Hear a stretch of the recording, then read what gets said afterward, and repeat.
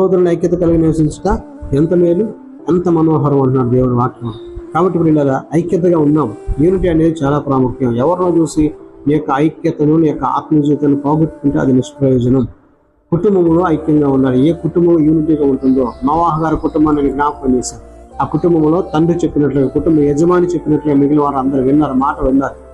ఆ మాట విన్నారు కనుకనే ఆ తరంలో వారు రక్షింపబడ్డారు. ఆయనను బట్టి ఆ కుటుంబం అంతా కూడా రక్షణ ఓడలోకి వచ్చారు, రక్షింపబడ్డారు వాళ్ళు. అందుకనే రక్షణ ఓడ అనేటువంటి పదాన్ని ఉపయోగించడం జరిగింది.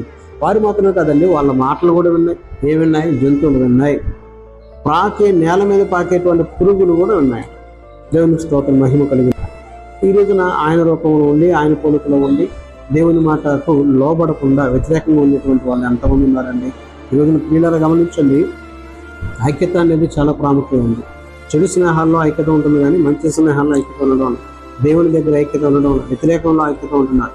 మరలా చెప్తున్నాను, ఐక్యత కలిగి ముందుకు కొనసాగితే ఎక్కడ ఐక్యత ఉంటుందో అక్కడ దేవుడు ఖచ్చితంగా దీవిస్తాడు, అక్కడ ఆశీర్వాదం ఉంటుందండి.